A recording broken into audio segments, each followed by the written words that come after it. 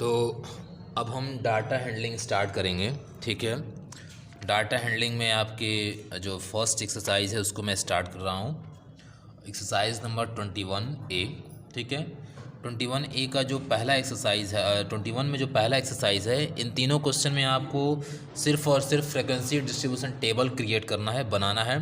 ठीक है, तो आज हम लोग यही सीखेंगे इस वीडियो के थ्रू कि कैसे हम किसी डाटा का फ्रिक्वेंसी डिस्ट्रीब्यूशन टेबल क्रिएट करते हैं। ठीक है, चलिए पहले हम देख लेते हैं डाटा क्या होता है। एक बार मैं थोड़ा सा कुछ इससे रिलेटेड टर्म्स मैं बता दे रहा हूँ। डाटा क्या होता है, सपोज़ करिए कि कोई भी हम एक्सपेरिमेंट कर रहे हैं। ठीक है, आप कोई भी एक्सपेरिमेंट करते हो या कोई भी वर्क करते हो, तो उस वर्क से या उस एक्सपेरिमेंट से रिलेटेड जो भी आप इंफॉर्मेशन कलेक्ट करते हो ना, तो उन इंफॉर्मेशन के कलेक्शन को हम डाटा बोलते हैं मैथ्स में या स्टैटिक्स में, ऐसे बोल सकते हैं। ठीक है, तो स्टैटिक्स के जो भी मैथमेटिकल ब्रांच आपका स्टैटिक्स है, स्टैटिस्टिक्स जो भी है, इसमें डाटा को हम लोग बोलते हैं the collection of information that is called the data.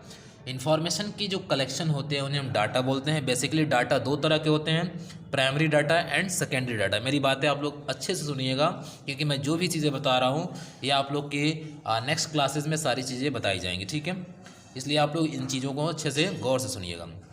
Data जो होता है दो तरह का होता है, primary data and secondary data. Data और भी दो तरह के होते हैं, array data and raw data. ठीक है, पहले हम बात करेंगे primary data and secondary data का।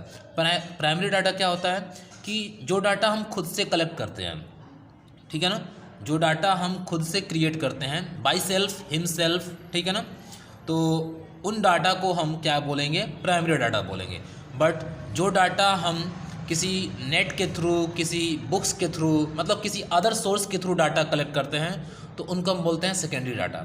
यानी कि डाटा का कलेक्शन अगर मेरे द्वारा हो रहा है तो मुझसे क्रिएट हो रहा है, तो हम उनसे प्राइमरी डाटा की कैटेगरी में रखेंगे। अगर डाटा का कलेक्शन किसी अदर सोर्स के थ्रू हो रहा है, बुक्स, नेट, ईमेल आईडी या अदर ब्राउज़र के थ्रू हो रहा है, या किसी अदर सोर्स के थ्रू हो रहा है, तो आपका सेकेंडरी डाटा में आएगा। ठीक है, रॉ डाटा और एरे डाटा में क्या फ़र्क होता है कि ये भी आप लोग जान जाइए पहले।